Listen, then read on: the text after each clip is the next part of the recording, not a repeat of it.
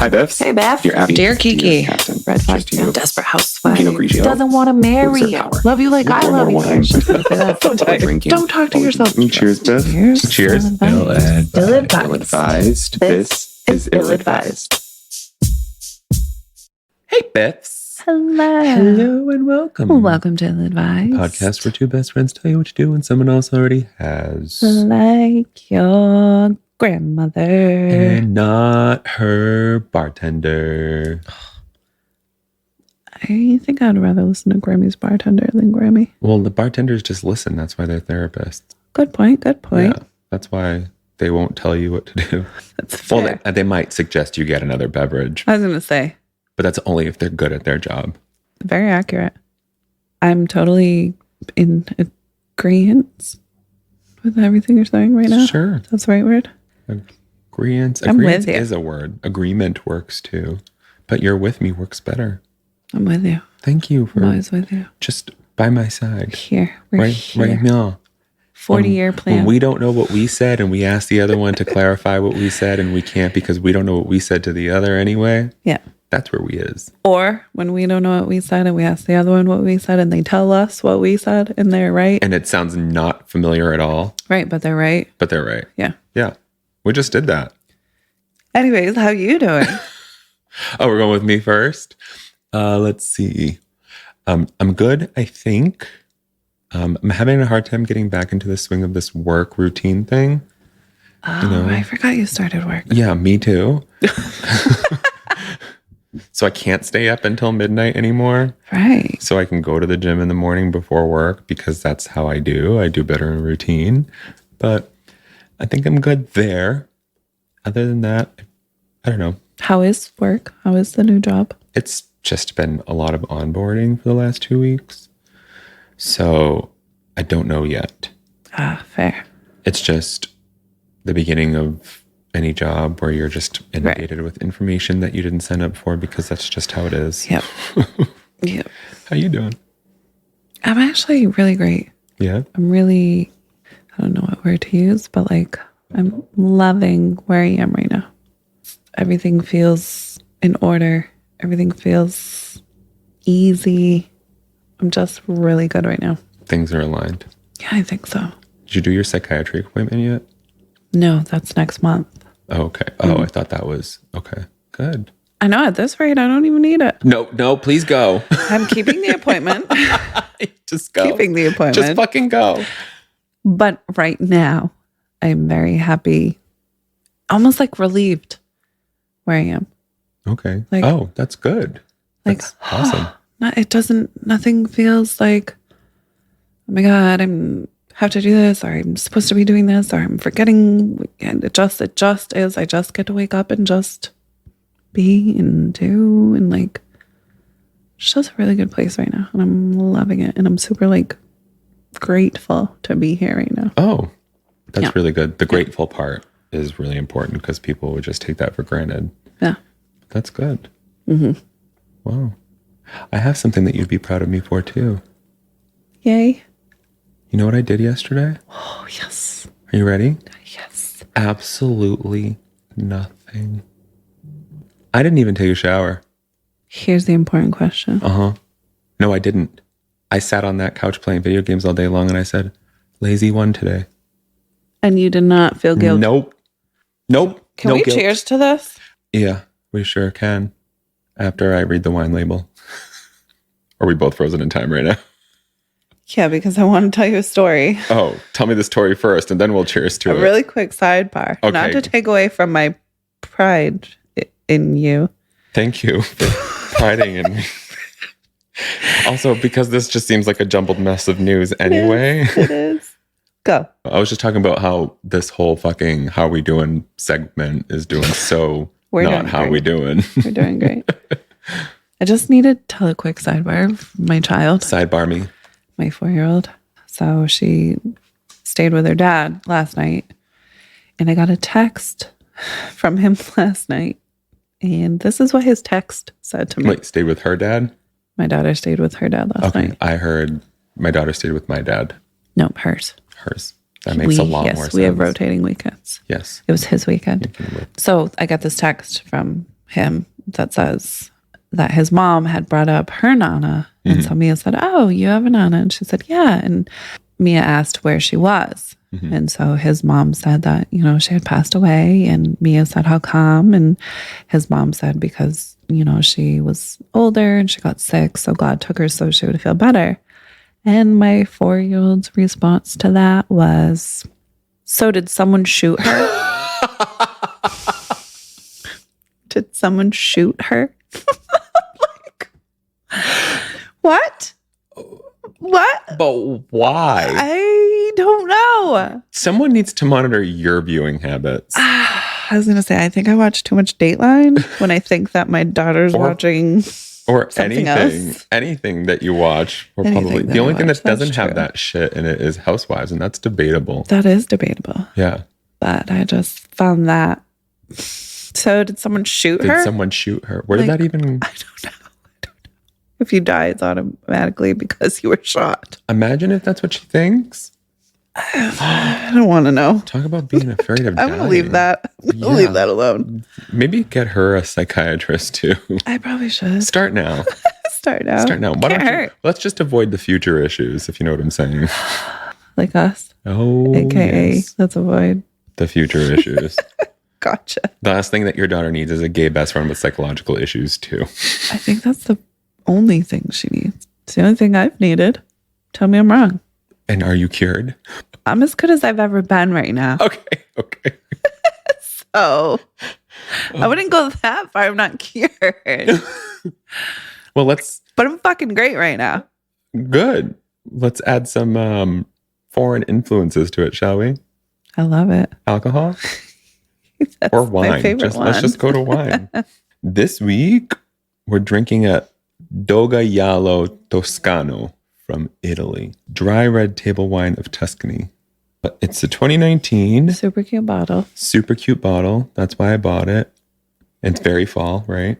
It is. Screams It fall is, me. yep. And it got 90 points in August of 21 from Decanter. I think I know what a decanter is, but it looks like the name of an establishment or like a wine rating series of, who cares, right?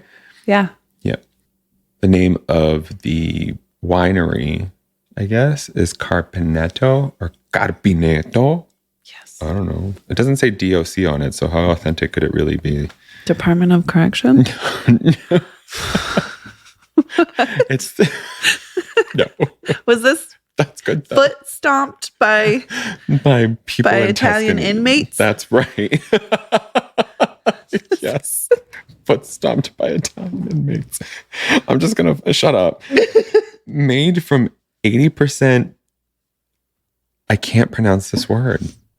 Sangiovese. That's Sangiovese. Yeah. Thank you. You nailed it. So made of 80% of those grapes, blended with a dash of 20% Cabernet Sauvignon, grown on dry farmed hillside vineyards in central Tuscany.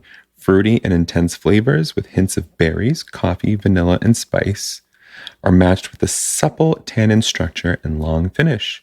This young, quote, super Tuscan wine shows at its best with full flavored dishes such as roasts, grilled meats, cold cuts, and tomato-based Italian specialties such as pizza and pasta.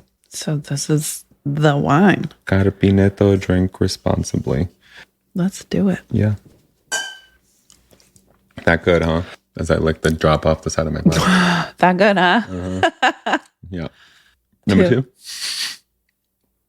Better. Yeah, only one eye did that. Briefly. Briefly. It was a wink. 3. Yes. Didn't do it this time. No, you didn't. Did you hold it? No. No? I love it. I love it. I love it. I really like it. I'm not going to say love. Okay. I really like it. What is keeping you from love other than your own internal battles? It's not like warm, like sit down by fire with your blanket on and sip this while you have cheese and crackers. Is this more of like a, hey, I'm having fun times with my friends outside in spring? Not spring, but this is like a antipasto salad. You know? Okay, I see what you're saying. versus like warm and comforting and like just inviting and cozy and cuddly. This is like, oh yeah, this wine's wicked good and I'm eating an antipasto salad, so it'll be perfect. See, for me, this is a cheese and meat board type of situation. Sitting there enjoying like serrano hams or pepperoni or... Yeah, like what we're doing. Yes. Versus going to sit on the couch in front of the fireplace. Yeah, see, the fireplace thing, it would be a full-on cab for me. What is this? This is a 20% cab and 80% those grapes. DOC grapes. No, yes. DOC grapes. But yeah, I get the fruity, but this is also kind of like a type of wine that you would get at an Italian restaurant. Like if you ask for the house white, hence the table wine. Yeah, I really like it. I do too. What would you give it? 4. Yeah, I'm with you. So 4 it is. Perfect. Across the board. We haven't recorded at my place in a while, I feel like. No. And it's usually I missed some of my visitations. You're going to lose custody. What was our background's usually like this. Well, we're usually behind a table when we're here, but my boyfriend's away. And if you can see our dog right here licking himself in front of you, they're being quiet. So we figured we'd do somewhere a little bit more comfortable. Yes. Bounce around. Bounce to answer this week's questions, which I believe you're reading this week. I do have some questions. I want you to ask them. I will. We haven't done this website yet.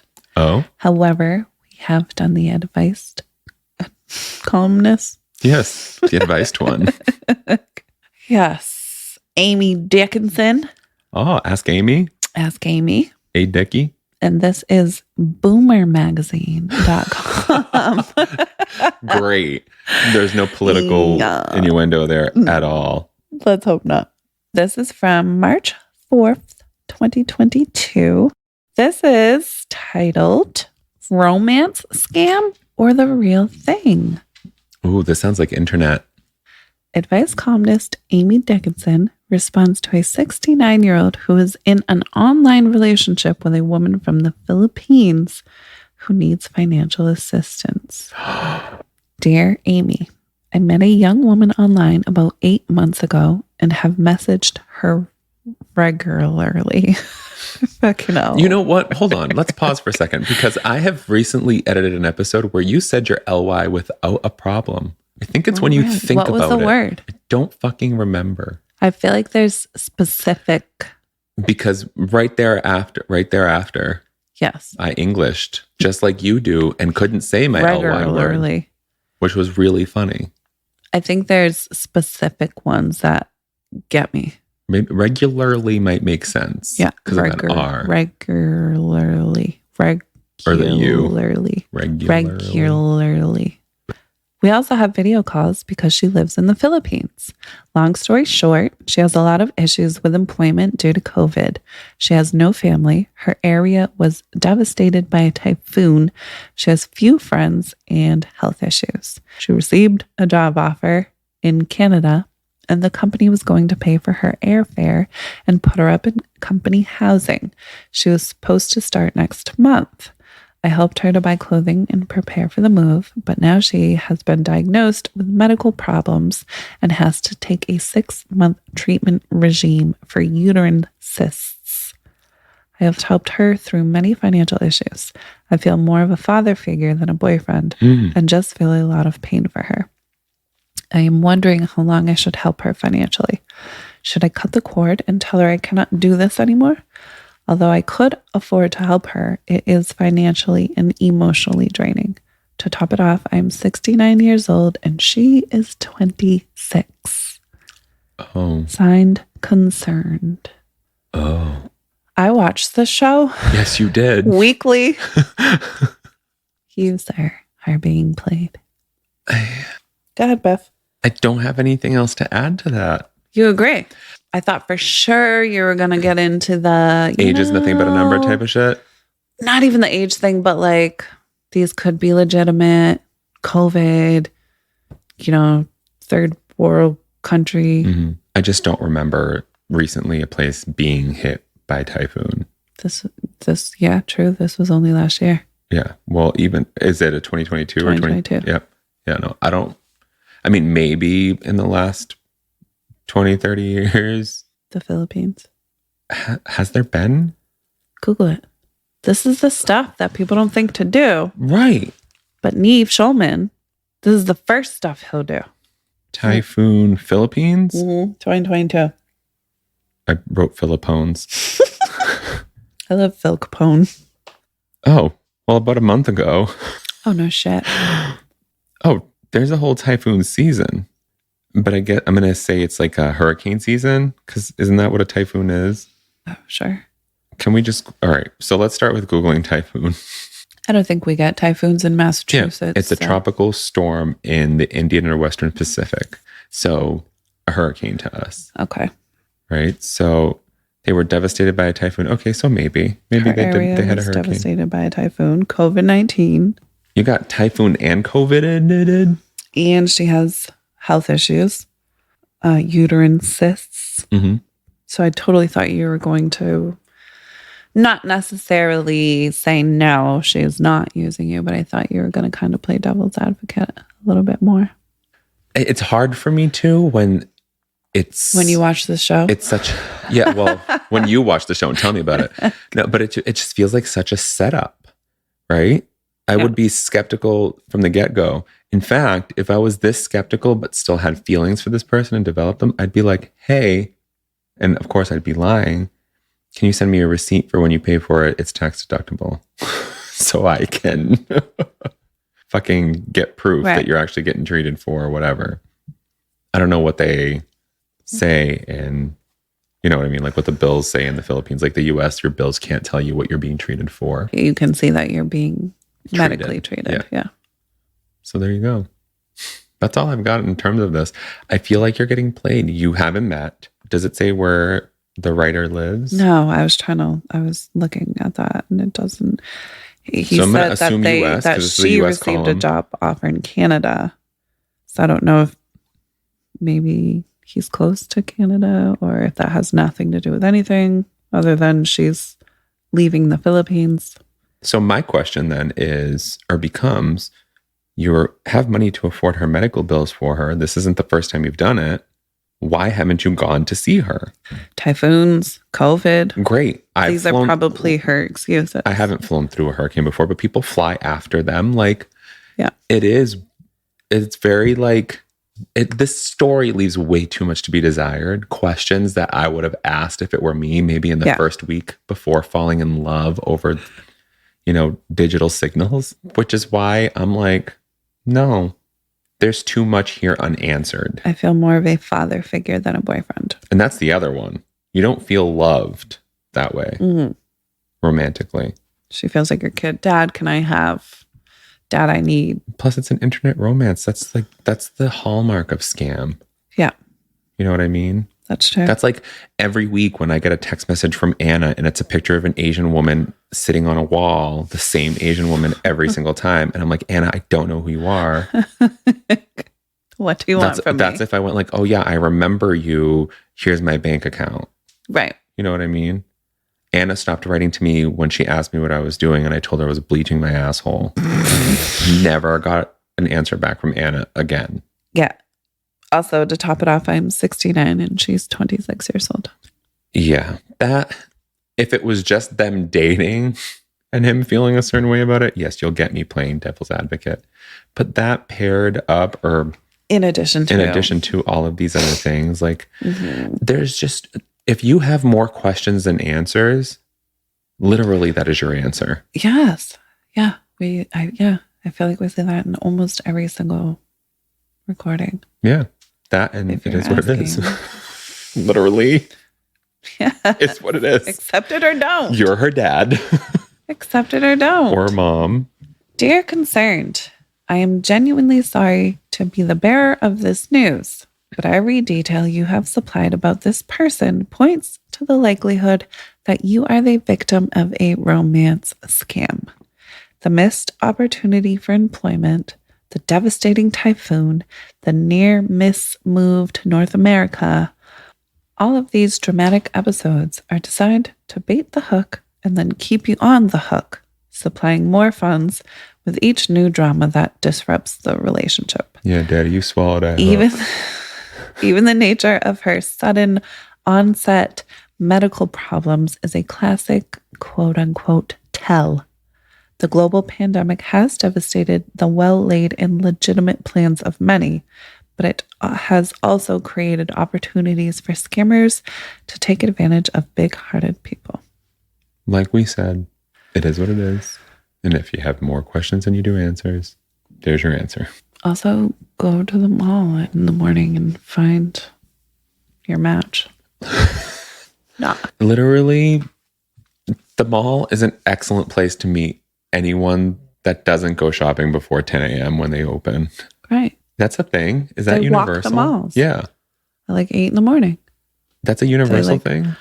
I don't know. I just found this out within like the last decade. Okay. So my mom used to work at malls. And when we would go to work with her, we'd get there early a lot of the times, like, 7, 8 o'clock. And none of the stores were open, but it was literally like just senior aerobics. Walking. Just walking. Some of them with ankle weights. Some of them holding those little pink dumbbells, Yep. Yeah. Men, women, didn't matter who it was, but they were all seniors. Yep. So I really thought that was just hey, this must be Braintree, Massachusetts. No, it's also Leominster, Massachusetts. Oh, so as long as it's in Massachusetts, then maybe that's the nursing home field trips. Stop. Make sure you're up by 7 a.m. so you can come walk the malls. Oh my God, nursing hours. Yeah. Oh, it's so weird. Nursing hours? No, not nursing hours. Nursing home hours. Same difference. Nursing hours. I don't know. Okay, let's try next. Yeah, please. I'm Before I put my foot in my mouth excited for again. the conversation of this one. What is it? This one is called Husband Snoops on Wife's Electronics. And this is made also 2022. Okay. Her husband snoops on her when she's on her computer or smartphone, despite her requests for him to not. Quote unquote invaded reader asks advice. Oh, so wait, she's on the device while he's snooping? That's what it sounds like. Oh. Yes, while she's on her computer or smartphone. Dear Amy, I am asking you to weigh in. My husband thinks that it's fair game to read my computer or phone screen over my shoulder, even when I'm clearly writing or viewing something private. I've asked him many times over the years not to do this, but he refuses to stop reading my screens. He definitely doesn't like it when I do it to him. He is saying it's okay because my activity is essentially out in the open. Is it rude to read someone's screen over their shoulder? Should I leave the room if I want privacy on my own device? Signed, Invaded. Yes and yes. Well, I'm done. He's wrong? Yes. You've never over the shoulder snooped? I can't actually recall. You probably haven't. You're one of those like weird normal people that like when your boyfriend's on their phone, you're not like, who is that? What are you doing? Oh yeah, no, that's not me. I know. No, that's my boyfriend though. And me. I couldn't feel more trusted by him at the same time. Right. Which is so weird. Okay. See? I knew I loved Colin. because even if I do trust you, I'm just a nosy bitch. I think I do sometimes ask I've always been so nosy. who are you talking to? But like never like off the cuff or never whatever. like you're asking because you think that it's not No. right. No, because he's always on his phone anyway. So I think, right. You know what I mean? Like, I think I've asked, but I don't think I've thought about why I asked. Does that make sense? Like there was no reason for my question. Right. You're just genuinely like, what are you doing yeah. rather than like, that's. I like, who is that? Who are you talking to? Yeah, what no. are you doing? No, sometimes I'll get a message while we're having a conversation or while we're cooking dinner, or maybe just like when we're sitting together. So anytime. And he'll be like, who the fuck is that? But like, he won't say it in a way where he's like, or maybe he's just like sugarcoating it. So maybe I should be careful. That all the time. But all the time, like, oh, who the fuck you texting? But that's the only time that he shows that, you know, he have you caught him doing a little over the shoulder peep at you? No, I don't think so. Or seen him reflecting off your screen while you're reading? Like, girl, I can see you. No. No, I've woken up in the middle of the night, and sometimes when he can't sleep, he'll be on his phone. And I've woken up and I've opened my eye and I see the light shining on his face. And then I look over to see why the light's shining in his face. Like, what the fuck are you doing in the middle of the And night I'm like, while I'm oh, asleep? he's on his phone. So then I'm like, and I close my eyes and I wake up the next morning and forget about it. See, you're weird. You need therapy. Why am I weird? You're not. I'm the one who needs therapy. Oh, good. I'm the weird one.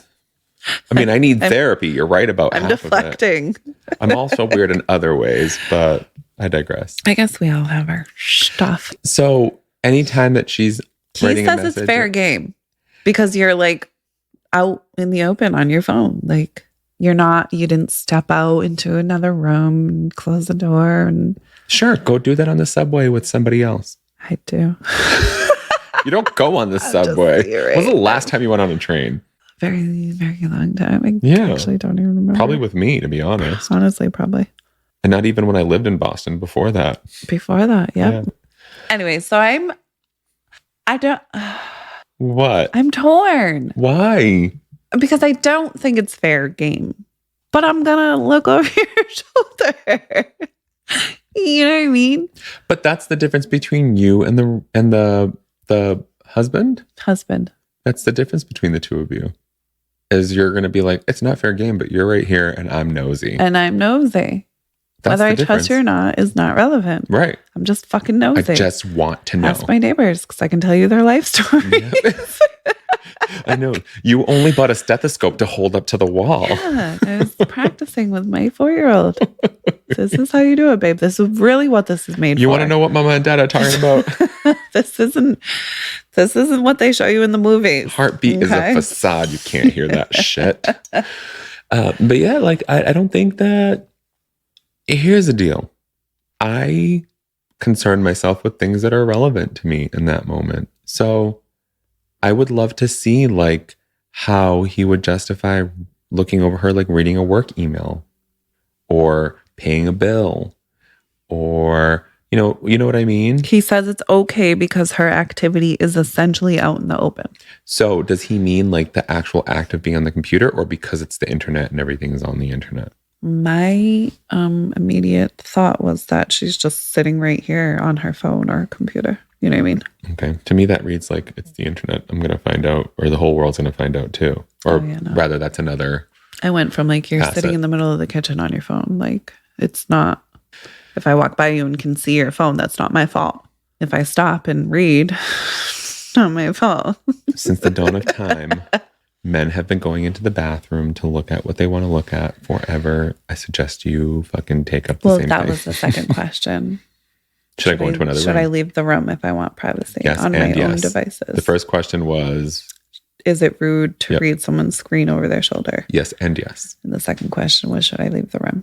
To me, it's like eavesdropping on a conversation or, you know what I mean? Like you have no basis for it. And it's the same argument. You're sitting in the living room. I can hear you on the phone. Mm-hmm. Like, what am I supposed to do? Am I supposed to leave and go walk upstairs? You know what I mean? You're not excusing yourself I think that there can be some concessions or some considerations made there, right? Like if you're on a phone and you know it's a sensitive conversation, you kind of walk away let somebody know. Like, yeah, I walk away because I hate hearing myself on the phone and I don't want people to hear me on the phone because I know that once I call an 800 number to talk to someone at customer support, I go from sounding like this crass homosexual to a full-fledged businesswoman in her 40s. You do have a phone voice. I have a phone voice. We all do, but yeah. I hate mine. So I think, yes, it's a little bit of an invasion of privacy. Sure, if you're doing it in the kitchen and it's just like, hey, what are you up to? Then like, that's whatever. Right? It's just inquiring minds want to know. But like if it's a constant, like if he's just sitting there watching, right? I suggest you do the same thing to him and see what happens. What response do you get? It's very true. Because you might find out that he doesn't like it either. And you might even go a step further to find out that your logic won't work on him. That same logic won't work on him. Also, and then my friend, projecting. You are working with a grade A motherfucker psycho or a motherfucker and you just get a divorce. That's right. Well, that escalated quickly. I ain't your mama. Dear Invaded, overall, I think it's rude to continue to do something, almost anything, your spouse has asked you repeatedly not to do, especially if this behavior is not a two-way street. Your husband may be aggressively trying to send you a message that he doesn't want you to use screens when you are around him.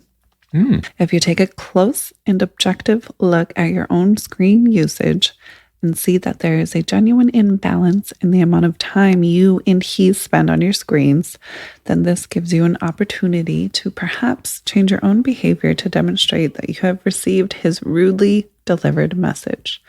Otherwise, yes, whenever he does this, you should take your work into another room. I have seen so-called privacy filters for laptops. Although I've never tried one, no one in my household has much interest in what I'm up to.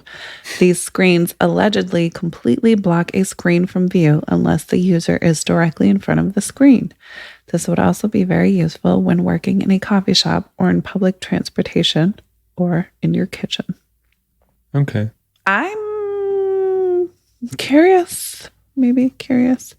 Her connection to you're on your phone too much and your husband's trying to tell you that didn't resonate with me. Yeah, I didn't. I liked that perspective. Absolutely. I liked it, but I can't connect it. No, I feel like there's 100 ways for him to make that the issue. Yeah, like what I do with Colin. Are you on the fucking phone again? Right. Well, if you weren't on your phone every second, then I wouldn't be fucking... I'm just trying to be on your phone with you. I told you already, but if you put your phone down... Right. Yeah. See? Direct. Maybe a little passive-aggressive. Passive-aggressive for sure. But it fucking got the point across. But you know that the issue is not, I'm just being nosy. The issue is you're on your phone too much. Mm-hmm. I feel like that would have been made more obvious versus he says it's fair game because I'm sitting on the couch reading my phone. It just screams insecurity. It screams like trust issues for the reason of just to have a trust issue. Maybe he's doing no good on his phone, so he's assuming that you're up to no good on your phone. Yeah. But I did not think that this is a passive aggressive, you're on your phone too much. No, this is just projection or someone scorned in the past or... But or he's just a nosy motherfucker. And I was like, listen, if you're sitting right next to me on your phone, I'm looking. And that could be the case because those people exist. I'm sure sitting with one right now. We sure do exist. They fucking... Yeah, I didn't love that part. I did love that perspective that, maybe great he's telling point. you get off your phone. But it doesn't feel like that. I agree. Because I feel like someone reasonable would have pointed out. Right. He would have... It would have been like a backhanded compliment, not compliment, like a backhanded. That too. Wow, that phone looks real pretty in your hand. Like, wow, I'm starting to think that you find your phone more attractive than you find me. Oh. You know? I love it. Yeah. No, I love that spin. Yeah. Yeah. But it's fair game. So if she's in public, in front of everyone, not covered up, she's fair game. Why is she not covered up out I don't in public? know. The laptop isn't covered up. Okay, I see what you're saying. Right. And should I cut that out? And next question. Fuck off. Oh, I need to think before I talk. Or you don't. That's why we're doing a podcast. That's why we're here today. And I'm done. I'm canceled. Should I intervene in my adult daughter's problem? This is June 14th, 2022. When she suspects that her adult daughter may once again be experiencing an eating disorder, this mom wonders if she should intervene in her adult daughter's problem. Dear Amy, my daughter is 33, living on her own, thriving in her career, and in most aspects doing very well. She lives in a different city, so I only see her several times a year, but we talk on the phone often. When she was a teenager, she had an eating disorder, anorexia. We intervened and took her to an expert therapist who worked with her for 2 years. She developed many tools to deal with her disordered eating. Stress is a trigger and can send her into anxiety disordered behaviors. She is currently trying to relocate to another state, and I am concerned, mostly from her social media posts, that she may be dealing with disordered eating habits again. She looks very, very thin. Her brother told me that he is very concerned, but he doesn't feel she would be open to any concerns or suggestions he may have. She is ultra sensitive when I question anything about her eating. When she was in therapy, her therapists had told the family members that we needed to let her make her own choices about food to put her in control. I fear she's dealing with her current stress in a way that is unhealthy. How do you suggest I help without alienating her? Concerned parent. Wow. Yeah. Okay. I didn't really have any preconceived notion or any idea as to what I thought where this question was going to go. Mm-hmm. But I do like that. Is this mom asking or dad asking? Do we know? I believe mom. Parent. I do like the parent asking about how to proceed with something so sensitive, because when it comes to eating disorders or anything that has a trauma attachment or there's that physiological association. For example, addiction. This is the kind of mindset that I feel like we need to move in, where it's like, we're not going to be able to control the outcomes. We're not going to be able to control what this person's going to do at the end. We can explain our concerns, but we have to be okay with just being heard as the outside party, right? Because that's the best that you can do. Ultimately, it's on that person to decide what they're going to do. So let's say that the daughter is or has reverted to her eating disorder when she's under the stress and anxiety and doesn't know how to cope with it. As a parent, it's really, really hard, first of all, in all facets, not to control or fix. To shut the fuck up, right, and let your child live. It's really, really hard. Yeah. Never mind when you're just a family member who's concerned or a best friend who's concerned. Right. As a mom or a dad, you're just like, how do I not try to control this? How do I just sit and watch this? Yeah. Mm-hmm.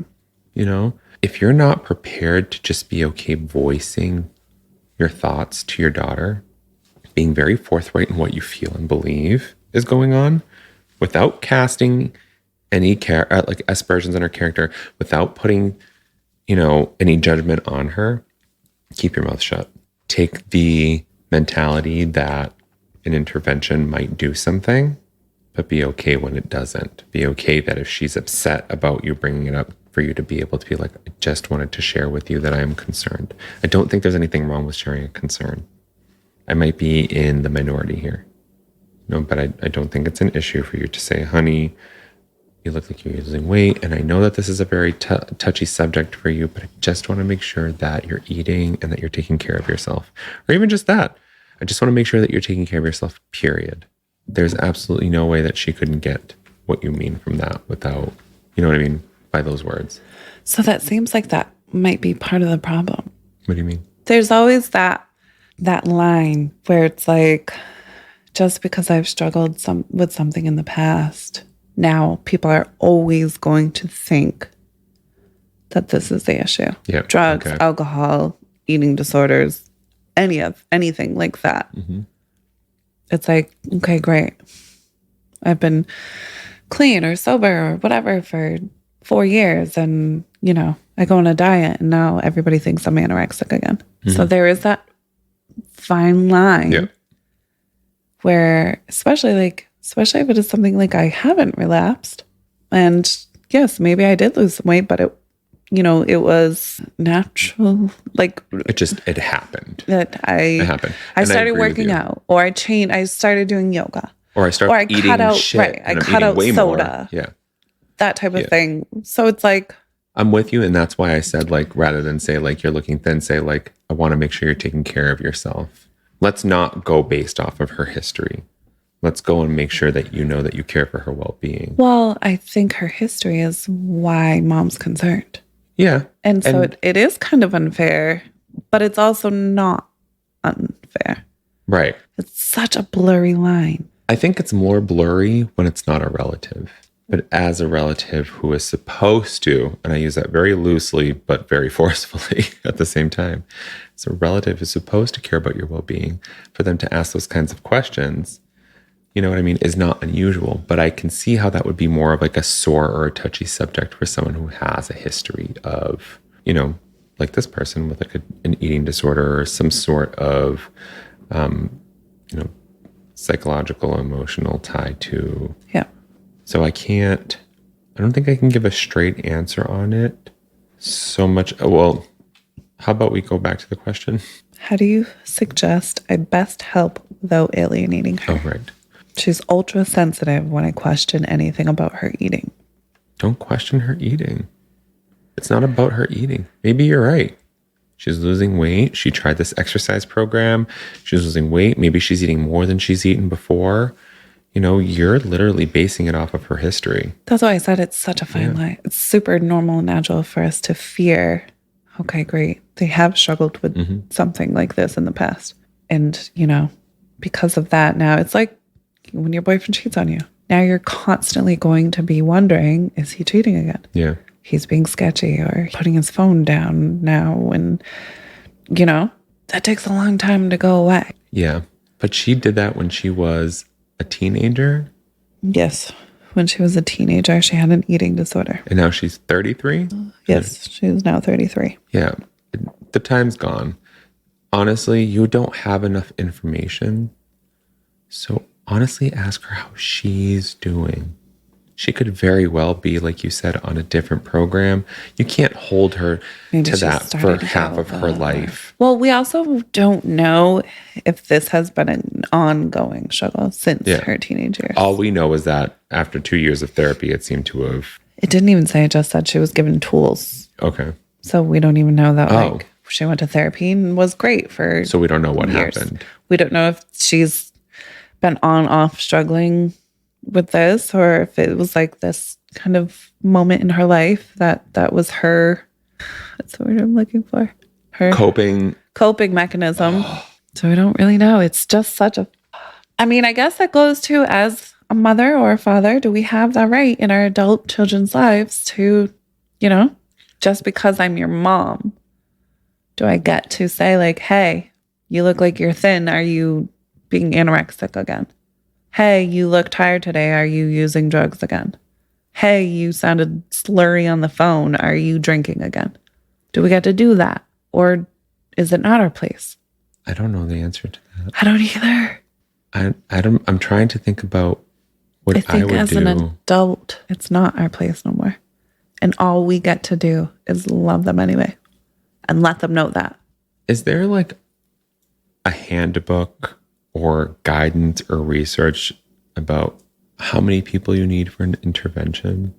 I'm against interventions. Well, I'm not saying I'm not saying pro or anti. I think I'm just using it as something, as a measure, because of the mom and the brother feeling that she may have, resorted to or reverted to. But the daughter's an adult now. Yeah. I mean, you don't get to force me into rehab, or you don't get to force me to quit drinking, or you don't get to force me to, you know what I mean? Yeah. Are interventions a force though? No, but they're like, hey, unless you stop doing this, then you're not allowed to come to Christmas anymore. I am 100% on your page. If they're doing it because you said so, they're not doing it for them, and therefore it's not going to work. It's destined for failure. Not to mention it's going to push them further away. Yep. It's like when you tell your 16-year-old, oh, I don't like Tommy, plus he's 2 years older than you. I want you to stop dating him. Right.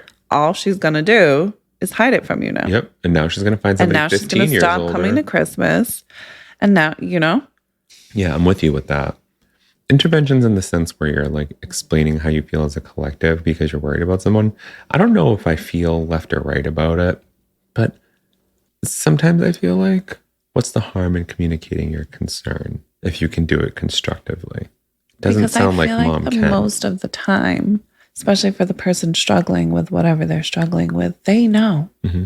You know what I mean? Mm-hmm. I know that you're worried about me. Right. Sometimes I'm worried about myself. Mm-hmm. This is where I'm at. And if it gets out of hand for me, there will be a point that I go get help. Mm-hmm. But right now, I don't feel that. And nothing you say to me is going to make me want to go do that. I know. Now put yourself on the other side of that when you hear that. Absolutely. Yeah. It's just so hard to be like, does that become more about you or them though at that point where you're just like, I'm helpless then? Like I can't do anything. Well, that's why I said I don't agree with intervention. Yeah. I agree with like, hey, I'm not going to give you money no more because you're going to go buy drugs with it, or that type of thing. Like, I love you so much. And you just, unfortunately, right now, you don't get to come around my kids. Whatever you have to do, yes, that. For you. For my children, or, you know, you don't get to come over when you're using or when you're doing this or whatever it is because of my own boundaries. Because I don't want my kids to see this, or because I don't, whatever it is, sure. But like full on intervention, sit down. If you don't go get help, I'm never talking to you again. Like, no, they know what they're doing. We know where we're at. And we know when people, our parents especially, we know when they're worried about us, and we know when it's an issue, when it's not an issue. And I think I've never known an intervention to be a forcing of hand so much as a circle of people you love telling you that they're concerned for you. You know, what you do from there. Well, I think that the point of intervention is like, hey, if you don't go get help, then this is the consequence. Okay. Yeah, I guess I never thought of there being a consequence to an intervention. To me, it's always been like, we're the people who love and support you, and we want to communicate our concerns, hoping that that collective influences your decision to go into rehab. And I know that it can go absolutely totally wrong at the same time. You know what I mean? Where that person's not receptive to your feelings. Which 99% of the time they're not. 99% of the time that they're not. And, you know, that says more about how they feel about themselves too. But I never thought of it as something that could backfire in the sense that, like, you feel like you're given or you are given an ultimatum. Right. So, yeah, I never thought of it that way. I don't know why. It feels like I should know that, but... Yeah, I feel like that's kind of the point of an intervention. Otherwise, I'm just telling you how I feel. And we don't need an intervention because I'm just telling you how I feel. Yeah, intervention is like, we all think you need help, so we're going to try to force you to get help. And if you don't go get help, then you're not allowed to come over anymore. You're not allowed to come to Christmas. You're not allowed to do these things until you get help. I suppose that makes a lot of sense. Yeah. Because the word is intervention. You're intervening, right? Oh, fuck yourself. Just tell me more. Well, I think my advice is we always just have to love people where they're at. And I think it's super important, especially if people are struggling with any type of, not even just addiction, just struggling in general. I think it's super important to be reminded that I have people that are rooting for me, that I can call on, that I can lean on. You know, even if they're choosing to, like, I can't be active in your life right now because of this or this, but I'm here and I love you. And anytime you call me, I'm answering, especially if you need help. And I feel like as parents, that's all we get to do. But as parents, what will we do? Give them interventions. You hear this all the time. Like, my mom is so judgmental, blah, blah, blah. And she's saying this and she's saying that. And mom's like, I literally am just trying to look out for you. And it's like, Mom, when I want your opinion, I'll ask for it, or all this other shit. And you think about this stuff, like they make movies about it, and they, you know, and you hear stories about families and that type of situation, you know, and that old adage, mother knows best. It's never true, because times always change. Mother knows best when you're sick, like flu sick. And even that's questionable. Let me just put that out there. My mom always knew best. But like, what I mean is, like, it begs the question, like, as a parent, when do you stop communicating to your child that you're worried about them? Or do you do so in so many words? Because I know me, and I'm trying to let my kid live his life in the way that suits him and is good for him. But I know that there are some areas where I'm like, I need to jump in and be like, it's not that he doesn't know better, it's just that he just doesn't know. Period. You know, and that's just my assumption, because of course my kid knows about sex, despite me having the conversation years after he learned about it. You know, things like that. Like, we only know what people know so many times. And when do we stop? When do we stop caring and voicing that opinion, or voicing what we feel to our children? Let's forget about the friends and the family otherwise, but to our own kids. When do we get the hint that our input or our suggestions or our feelings are not welcome? Well, Mom already knows that they're not. That's why she's asking this question. You're right. Mom already knows. I don't think I'll ever ask that question then. I mean, shoe on the other foot too. Like, I don't have this issue. I have other issues, but not ones where I'm worried about my kid's daily habits threatening his life. Right. So maybe that's Your where child's also not 33. he's worse. He's 16. But I see what you're saying. I know. I'm having a hard time separating the feeling from it. Of course. But I agree with you. If Of that course. makes sense. Yeah. What's Amy got to say? Yeah. I need to know. It's got to be better than what we're thinking, right? Dear concerned, as with some other diseases, eating disorders can flare even many years after successful treatment. Stress is definitely a risk factor and can lead to a relapse. Understand a basic truth. We all become most defensive when confronted with our deepest vulnerabilities. Your daughter is an adult. She is ultimately responsible for managing her health. Her eating disorder can be considered a chronic disease. If she had an autoimmune disease, also triggered by stress, you would want to prompt her to take care of her health. Expressing your concern in a loving way might trigger a defensive reaction. And yet you are her mother, and if you are brave enough to talk to her, you will be demonstrating that you care, that you're on her side, that you see her eating disorder as an illness and not a character flaw, and that you are available for help if she needs it. Talk to her. This is such a stressful time for you. I'm worried that your eating disorder could flare. How are you managing your health right now? Can I help you in any way? She may respond, Mom, stop. And that's okay. You can respond, honey, I do worry, but I can handle my own anxieties. I just want you to know that I've got your back always. National Eating Disorders Association offers helpful advice for families. I like it. It goes with that. And maybe I'm just being self-serving here because I am, but it goes with that, like, you know, honey, or that conversation where it's like, I'm worried about your health, blah, blah, blah, rather than coming out and just being like, you're fucking not eating again. You're not, you know what I mean? Like more general and just I know, okay, but it lands the same. If you think about it, it lands the exact same. No, you're so right. You're so right. But again, being self-serving, it'll make me feel better. You know, when you have a conversation with someone and you think about something to say and you don't say it, and then you go home and you're like, fucking wish I opened my mouth and said this, or I wish I didn't forget to say this. Like there's that one thing that's left unsaid. That's what being a parent means.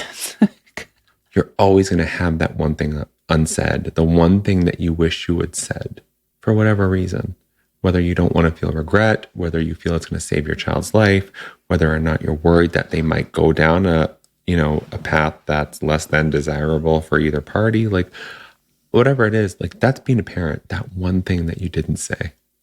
And if something happens, it was that one thing you didn't say that led to whatever happened. See, I feel opposite. Like if I point out, are you eating? I'm worried about your health. Are you doing okay? Now my kid's going to stop talking to me and I'm going to push them more into whatever it is. But if you hit them with the, I love you forever, nothing's going to stop that. Now my kid's going to feel guilty. Now my kid's going to be like, I see that part. Fuck. The other one, I'm like, well, how many times did you badger your kid for them to feel like they don't want to talk to you after you just express concern? Yeah, but even one time. Yeah. Especially if it's something that I know, I'm not eating right now, or I'm making myself throw up, or I'm drinking too much, or I'm dabbling in pills again, or I know. Right. So the second you mention anything like, hey, how's things going lately? I'm immediately, nope. Yeah. Don't want to confront that or you. It's all so sensitive. But is there an approach? Yeah. It's the kill them with kindness. But do you acknowledge? Babe, I love you so much and I'm here always. And that's it. That's like, fuck, she knows. But she didn't say anything about it. But not everyone has that intellect. I think children parent. You know what I mean? Yeah, that's an assumption. I don't think that everyone has that. Yes, I love that. But I'm saying if you're saying it in a way like, oh, how's things been going? I love you so much and I'm always here. You know that. Or even like, that, right? Like I'm always here for you. You know what I mean? That's not coming out of. Yeah. I just think, and this might just be me, to me, unless I come out and say it, it'll always feel like I don't know if you know what I'm putting down. So I'm just going to open my fucking mouth. So I'm going to say it anyway. Risk it all. And you're going to see my true colors, which is I fucking love you. I'm concerned for you. Just know that you have me. Yeah. You know, exactly what you're saying, only with the caveat that like, I'm telling you what I'm feeling. Right. And that's the only way I see it, just from my perspective and things that I've dealt with as an adolescent. Like, these are the only things that I feel like. Right. I'm not saying that the only things that work, period. But for me. For you, yeah. I see exactly what you're saying. What you're saying makes total sense. Yeah, I get both ways. Makes total sense. And at the same time, I'm like, I feel like something's You just have to say it. You have to point it out. You have to point out the obvious. I don't even have to. I don't even have to be so blunt so much as to be like, I know you're going through something, but you don't know. You know what I mean?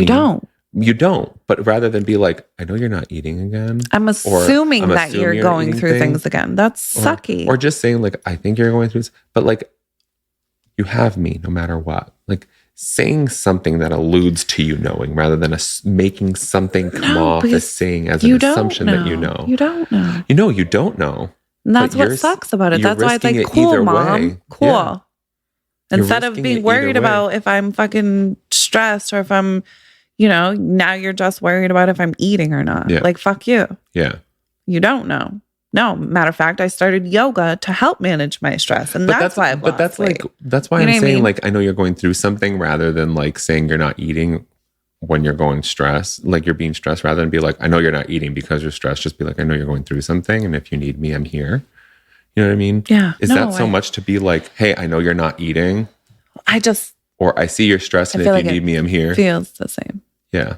I don't think, like, Mom, I know what you're talking about. I don't think there's winning here. No, I agree. I agree. Either for mom or for the daughter. Absolutely. Yeah. Absolutely. So just fucking prepare. Prepare to lose. That's what parenting is.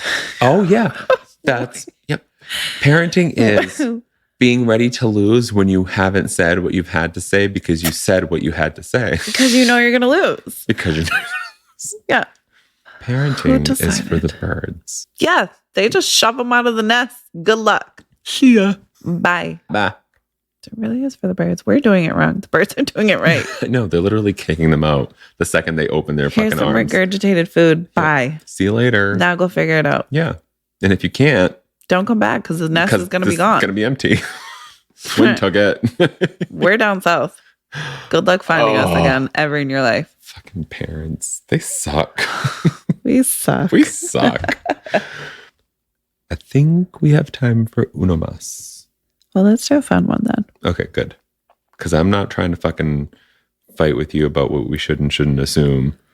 We weren't fighting. We should assume. No, but we could. We could. We could fight about anything. No. I'm just giving you obvious responses here. This is from 2021. Plucking hairs off someone's shirt. Pet peeve. Advice columnist Amy Dickinson weighs in on people plucking hairs off someone's shirt. Dear Amy, this is an insignificant problem, but I'd appreciate your opinion. I have white hair, and I think I look good wearing black. When I am out in public with an acquaintance or coworker, I can be in mid-sentence when some people will suddenly pick at my black shirt and then say, there was a hair on your shirt. It seems like they feel compelled to do this. I feel like an orangutan. I have sometimes said, partly joking, I feel like I'm being groomed. Are they doing me a favor, plucking one of my white hairs off my shirt? Is it the same as if I had food on my face or if my pants were unzipped? Should I be embarrassed but grateful to have this pointed out? I am about to give away all my black tops. Signed, white on black. Oh my God. Bev? If I see a fucking stray hair on someone's shirt, granted I know them, you're plucking it. I'm fucking taking it off. Okay, how about the food on the face? Your scalp. I'm not taking it off your scalp. The food on the face? Yeah, I'd they be like, you asked. have some schmutz here. You can take it off yourself. Is it the same as if I had food on my face or if my pants were unzipped? Do you think pulling a hair? And no, and yes. Yes and no. No one likes their face reached at unless we're in some very serious sexual activity. But no one Very really true. likes their face reached for, because they're going to be like, they're going to lurch back, right? Right. A shirt, just be like, oh, you have something on your shirt, take it off. Of course, I understand that being a violation of personal space. Let's forget about the white hair on black shirt. What was the second? It's like Is it taking the your same as if food- I had food on my face or if my pants were unzipped? If your pants are unzipped, see, that doesn't work for me. I'm not going to reaching reach for down your crotch, unzip and your- I'm not reaching at your face. I'm Right. going to tell you have your zipper undone, Mhm. or that you're Or you have food in your beard. right, because I'm not going to reach for it unless you go like this, like you try to grab it a million times and you can't. You go like, Right. can you get it for me? Yes, but a hair on the shirt to me is just be like, oh, you got a loose hair. I'm not even going to point it out. I'm just going to grab it Just as grab you're it. talking. Yeah. I'm just going to take it and put it down, Sorry, and we're going and to then, continue like- the conversation. Right, and I'd I'm be not like, gonna sorry, you acknow- had a hair talk and didn't mean to interrupt I'm not you. even going to acknowledge that's the at difference all. between us? We're just going to be talking. I'm going to take that off as you're talking, and we're going to continue the conversation. I'm not going to point out or mention what I just did. Like, you're going to finish telling me what you're telling me. I'm going to respond, and that never happened. But food or unzipped, that is not the same. I might do this, wipe at my Like, face to if get you're you to talking to me, wipe yours. because I don't want to interrupt you. Yeah. But I can't stop staring at that pea in your beard. Pick the wrong at that corn kernel Ew. in your beard. So I might wipe my face or like point to you to wipe your face, but I'm not going to interrupt you. You've got last night's escapades on your Right? face. Same with your zipper. Yeah. That's going to be a whole separate You've got conversation. last night's escapades on your pants. Yes. So I don't think that's the same. But I feel like I'm not bothered if you pulled a hair off of my shirt. I'm not bothered or offended. Like, I'm curious why this person is so bothered by it. Especially, like, yes, if you have bright white hair and you're wearing a black shirt, it's very noticeable. You know what I mean? Yeah. So if But- we're talking and you just reach over my shoulder and pull a hair off my shirt, I'm not going to be like, excuse me, personal space. Yeah. And that's assuming everyone is like us. Well, that's why I said I'm curious why he's bothered. He did say he feels like he's being groomed, but like, why? Why do you feel that way? If I'm somebody wondering reached if- down and zipped your pants, yes. Like, yes, hello. Where, like, and even touching my face. Just tell me if I have barbecue on my lip. Don't come wipe it off. Right. Unless you're my husband and you're using your mouth. Don't, you know what I mean? Mm. Like, I like your husband. but if you're just reaching to grab a hair off my shirt, which probably happens to me 7,000 times a day because I shed like a Doberman Pinscher, Sure. long-haired one. Hmm. Like, You I do don't- shed ridiculously. I do. I still get Maybe your that's why hairs I out don't of my bother me. underwear. My blonde. You still got my blonde hair. No shit. And you never even had them with this car. I know. I think this speaks more to an insecurity. However, Should I by be me- embarrassed but grateful to have this pointed out? Are they doing me a favor plucking one of my white hairs off my shirt?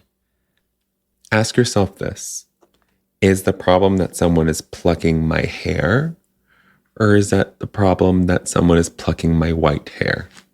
The difference being Whether or not you're self-conscious about your white hair, because they made a very specific, they made a point to state that they have white hair. I have they like white to hair and wear I think black. I look good wearing black. Yep. They made it a point to state that. I think the point was that it's super obvious when I have a hair on my shirt. Sure. And So like it happens more often when I'm wearing Mhm. black. it still begs the same question. Although, let me say, there's a third question where it's like, why are you invading my personal space? And if it's a matter of personal space, just be like, can you please not do that? And then eventually people will catch on and they'll never do it again. the right people. If it's a matter of your white hair and you don't like people reaching for you, do the same thing. Can you please not do that? I don't really like that. Be vocal about it. If it's a matter of people reaching for it and you don't understand why, ask them, why are you doing that? And that's all I can really offer. I don't know. Are you reading the answer? No. I'm going to kick your ass. I'm not reading the answer. I'm rereading their questions. They're like unsure. They're so unsure about this act. You think it's very genuine? Yeah. Because to me, it feels like they're really insecure about their white hair. Not to diminish the personal bubble popping, but to me, it felt like the white hair was, let's make it a point. Because I pick hair off of, I'm not saying it's right, but if I find a hair on you, here it goes. I'm reaching out. Right. It's always index finger and thumb. I know for you it's claw and talon, but for me it's index finger and thumb. Claw and thumb. Same. I can't. You can't do this. Okay, so thumb. You can't do this. Claw and thumb. But for me, it's index finger and thumb. I pick it off and I do this like it's been all over my hand. And I'm not doing anything. I'm just picking a stray particle off of you. But if you do not like it and you told me, I would not do it again, or I wouldn't be like, I'm so sorry, I forgot. And now it's going to be awkward because now I'm going to be pointing to the hair in your shirt that I want to get, but I'm not getting. Or please just leave it there. I will get it with a lint ruler later. Right? Like, can you just get that hair, you can hear please? that on the microphone. I can't see how you wouldn't. It seems like they feel compelled to do this. Are they doing me a favor? Is it the same as if I had food on my face or my pants were unzipped? Should I feel embarrassed or grateful to have this pointed out? They really don't know how to handle this. And it's super interesting to me. Are you foreign? Oh. Is this not a thing for somebody to just pull a hair off your shirt while you guys are talking? Need to know. Yeah, me too. Because if I asked those questions, if I was the writer and had asked those questions, I can hear me saying that.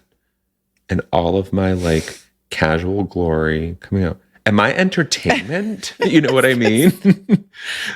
You know what I'm trying to say? Are they rude or am I? Are they Am I offended or did they are they take out something of before line? they picked something?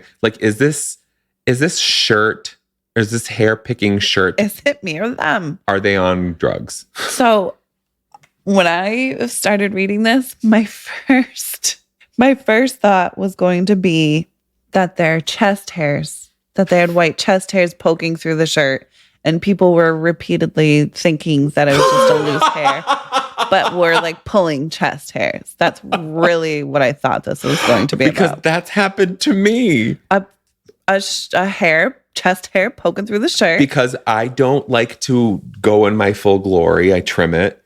And I don't trim it short, but I trim it so that it doesn't look like I have cotton balls under my shirt. And so they poke through the shirt. Through a lot of them, not just one or two. Has anybody went to pull one off? I think you have.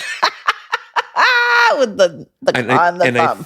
I think it was. And I'm pulled actually it. 100% sure. That does sound we were right. At the manor, and you pulled it, and it was attached to my nipples. Still, I'm 100% certain. I feel like I can recall that. 99.9. I want to say 100 because my memory. But I'm with you. And that's really what I thought this was going to be about. How do I get people to stop trying to pull my chest hairs out of my chest? That's fucking brilliant. A man wrote this? I don't know. I mean, women can have chest hair too if they want to, but I'm just going off the general consensus here. But it's not about chest hair at all. It's not. I told you I sound just like you. Yeah, because I didn't know if that was you or me. That's really what I thought it was. Yeah. Let's see. Yeah, please. Dear White on Black, when people do this, they are not doing you a favor. They're treating their own discomfort by removing something that distracts them and pulls their focus away from you. Fucking brilliant. You might never feel this impulse to smooth, straighten, or pluck, nor do I. But I agree with your instinct that doing so is something of a compulsion for people who cannot seem to resist. That's it. That's it? That's it. That's fucking brilliant. annoyingly brilliant. That's because I'm annoying. still going to pull hairs Because off we're your coming shirt. from the people who And I'm fucking still- pull the hairs off. So we didn't think it was something that makes us uncomfortable. We just notice it and boom, you know? Yeah, because I don't come from like a this is distracting me. I come from like a you're walking around with a hair on your shirt. Yeah. So I'm going to get that off for you. But it's not. It's us noticing a hair on your shirt. Yeah, but I'm and it's not going to there. let you walk around with your fly unzipped. And that's, Do you yes, like that's me? distracting for me. But I'm also That's 'cause like, you want hey, it to, what? yeah. Like, Biff, just can't stop staring at your. Can you just let it fall out, please? Can you just either take your pants off or zip it? Like, let's figure this out here. But do you know what I mean? Like, this isn't like, yes, I'm keep looking at your peen because your pants unzipped. But also, I'm just, as my friend, I don't think you should be walking around, not even as my friend, any stranger. Yeah. You just don't want to be out here running around like, no, why didn't nobody tell me my fly was down? Granted, I don't think a hair on my shirt is Yeah, I wouldn't. the same degree, but I don't see it as like, sorry, I can't have this conversation with you because this hair on your shirt. It's more just like a polite. I'm being polite. I'm here. Yeah. I have a shirt. I'm getting it off of you. Yeah, I see it as politeness too. It's like, But I you're do just- see that personal bubble being popped, in which case, be vocal to the people who do it to you all the time. Just be like, I don't really like that. Or, hey, can you not do that anymore? Or whatever. Okay, but you're going to be saying that for the rest of your life, especially with bright white hair. on I don't black know. shirts. Apparently, we're used to people who do that. Yeah, that's not a thing for me. If you pull a hair off me, I'm going to be like, yeah, I know. Or don't bother because there's 700 more where that came from. You should see my tub. Like, don't walk barefoot in my kitchen. Oh my God. Actually, in my kitchen, my hair's up. Don't wear socks in my living room is what I should say. Yes. I have so much of your hair still. So Everywhere. going back from 20 years ago. I guess it's really just a matter of who you are. My response would be, why does it bother you? Let's figure out why it bothers you. I'd like to figure out why it Do you bothers other people feel too, like though. it's rude? Do you feel like it's disrespectful? Do you feel uncomfortable? Do you feel like they're crossing boundaries? Well, that's why I was thinking like the white hair too, because they made it a very specific. You don't have white hair. The hairs that fall off of you are not white. You can finish. I pick off your hair because I notice it, not because it's white. And you wear a lot of fucking black. My hair's also 3 feet long. It's hard to miss. Sure. Just like white hair in a black shirt would be hard to miss. But still, like color on color, like, you know, unless you're like up close and whatever, like I'm not going to reach for, you know what I mean? I just feel like the white is, sure, it helps it stand out, fine. But like no one walks around and plucks my dog hairs off of me. Oh, that's because there's too many. I'm not sitting here all day. Okay. I'm not sitting here all day. All right, whatever. But that response from Amy was brilliant. That was fun. Yeah, I feel like an orangutan was great. that was. That was great. I don't think I have anything else to add to anything. I don't think I do either. We're done. And that's all she wrote. You guys can hang up now. Bye. Bye. But before you do that, send us your questions, your comments, and all your concerns to illadvisedthepodcast@gmail.com, or check out the sources for this episode, all of our episodes, and catch up on all those episodes at illadvisedthepodcast.com. Also, check us out on Facebook, Instagram, and TikTok at Ill-Advised the Podcast. You're beautiful. You're wonderful. Everything about you is absolutely gorgeous. We really want to know what you think about hair plucking. And get yourself a lint roller. And thank you for listening. You've been ill-advised.